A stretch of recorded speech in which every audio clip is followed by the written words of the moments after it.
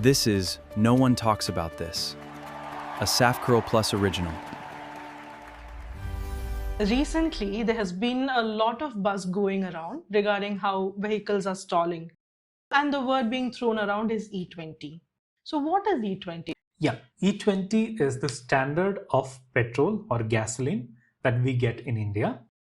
E stands for ethanol, and 20 is the percentage of ethanol blend which is there in 1 liter of petrol.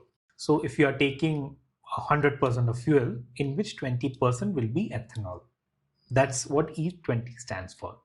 So, I thought personally what we were using is pure petrol, and the price has been increasing quite so much lately. So, when did this blending actually start?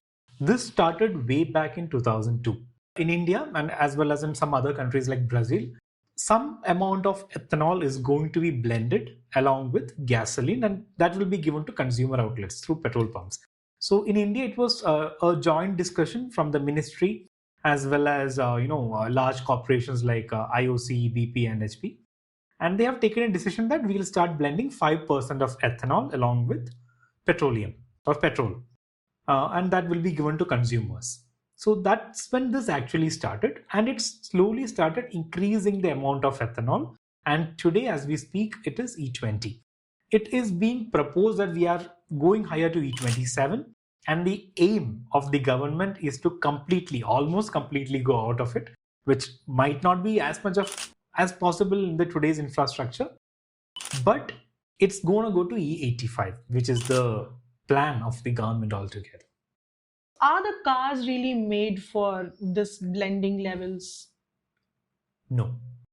So you might have seen recently many cars, even the new ones which comes out of the showroom, are getting stalled on the road, right? So the fuel systems are getting clogged with some kind of sediments, and the fuel lines are getting clogged, and cars come, you feel less power in your throttle, and the car comes to a halt. So this is one of the issues which have, and the most prominent one which we all face is the lack of efficiency. The mileage figures are going very low. The tank is getting emptier faster. So what is actually happening over here is the play of ethanol. Ethanol can burn faster. I mean, the burn rate of ethanol is higher. The energy coming out of it is lesser, right? So when you are considering 1 liter of pure petrol and 1 liter of E20, the energy that you can extract out of E20 is way less than 1 liter of petrol. So that's why the mileage difference comes. If this is the case, then it makes me really curious as to why. So crude oil, as you know, is dependent on many nations. So every country will be trying to pull out of that dependency on getting that oil. So at least if we are able to increase the blend, they might be able to have some control over it, right? So that is one of the main reasons. Plus, emissions is one thing. Petrol burns more, and the greenhouse gases which is related to that is way higher than ethanols. So that is also one reason why this is being taken. Interesting. So when we are comparing the production levels of both petrol and ethanol, obviously if we are stepping into increasing the concentration, then we have to worry about its production as well. So what are the implications there? Ethanol production, there are many companies that are there, but it's not as regulated as an international trade, right? For example, if you're taking gasoline, it's an international trade between two nations. Crude oil purchases, then the refineries, and all those kind of things come. Whereas ethanol is more dependent within the nation, and it's easier to build a framework within the country for it. Oh, so that means the engine should be designed in a way to be able to handle this as well, right? So it's not just about the engine, it's also about the components associated with it.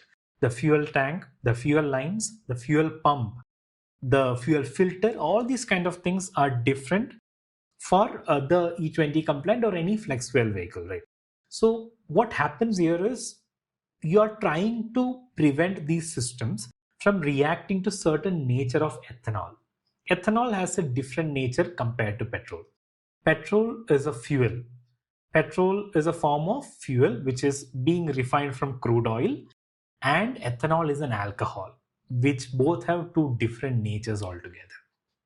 It seems like a lot is being done to accommodate this blending. So, what all changes that actually require to make this fully possible, this transition that is? So to mention that, we have to understand what is the effect of ethanol, right? So ethanol is more happy to blend with water. So ethanol can trap some amount of water within. Just imagine if your petrol tank or many systems, whatever it is inside the fuel lines or maybe the fuel filter, is having some kind of a moisture in it, then what happens to it? Corrosion? Yes. So the fuel lines start building corrosion. So these deposits of corroded material, the metal, will start blocking small, entrances and small orifices like the fuel injectors.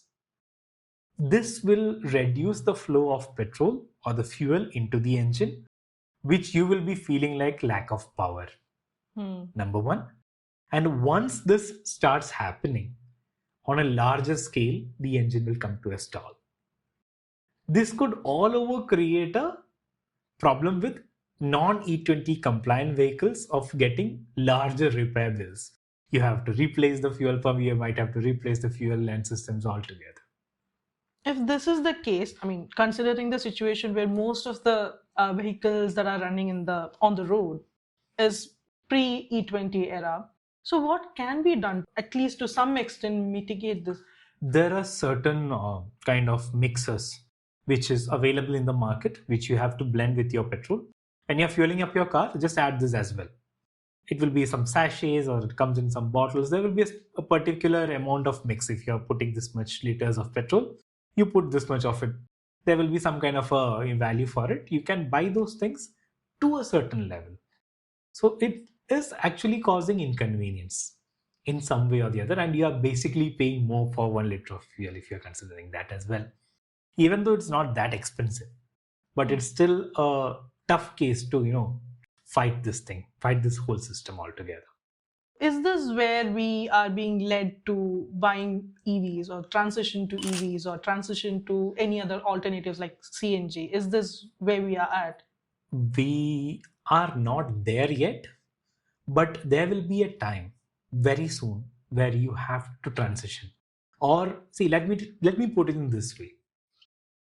The older cars which are not E20 compliant or will not support this kind of fuel will come to a halt at some point of time, which would push you to buy maybe flex fuel engines. But still, for a person who's already seeing these issues, there might be a little backing from going to an ICE engine again.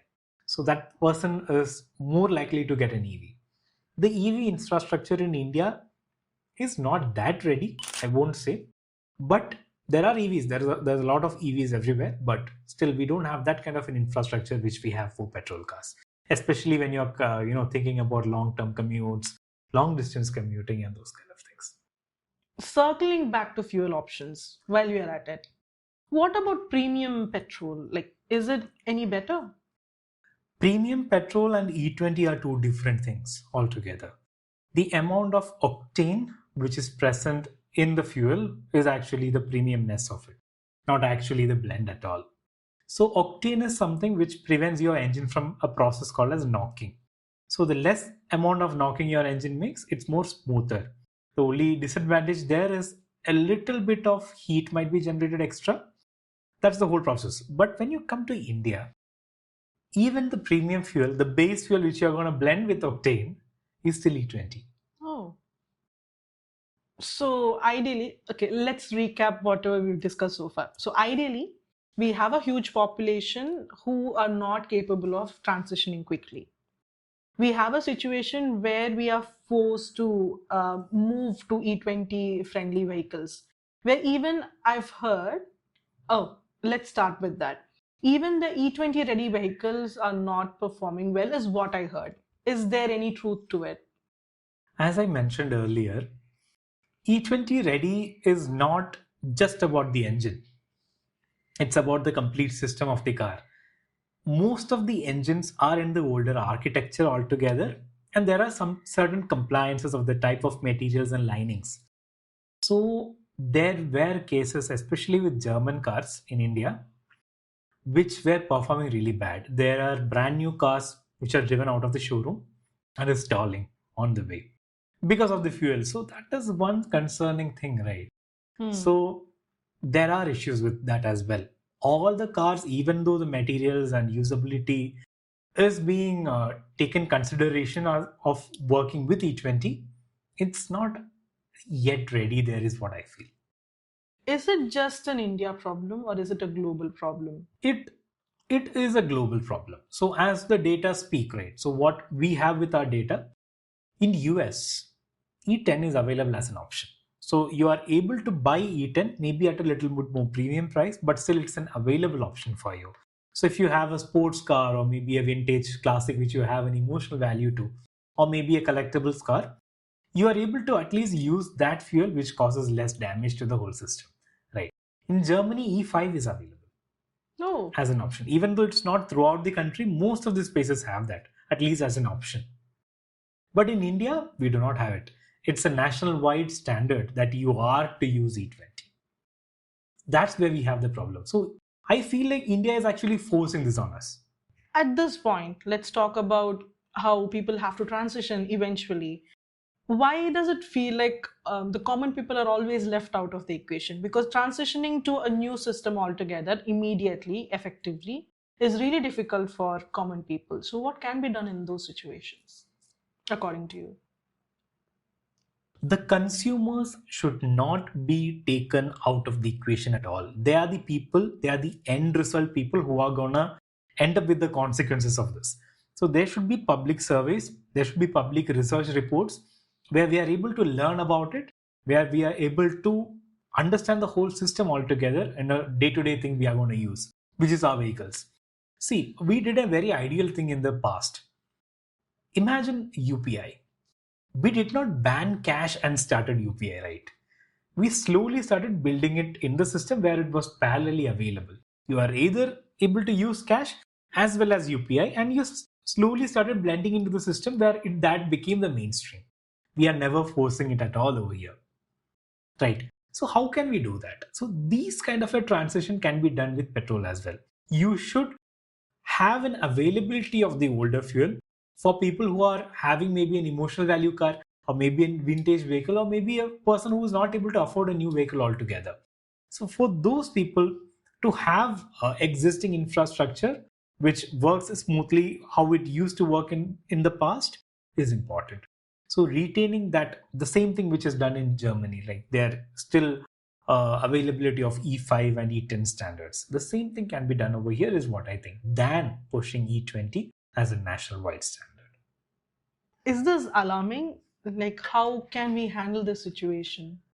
It's alarming based upon different groups. For enthusiasts, it's absolutely alarming. Legacy vehicles cannot be used. Vintage cars cannot be used.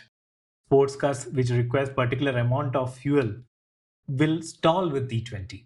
So it is alarming in one way or the other, but policies arriving in lightning speeds without expecting what's going to happen next is a tough thing for us to get adjusted with. So I think it should have more comprehend on how this is being implemented to the society, how people are going to take it. It should be phase wise. It shouldn't be huge leaps like this is what I feel from the whole thing. So, you heard our thoughts. Let us know your thoughts in the comments below. You're watching No One Talks About This, only on Safcurl Plus.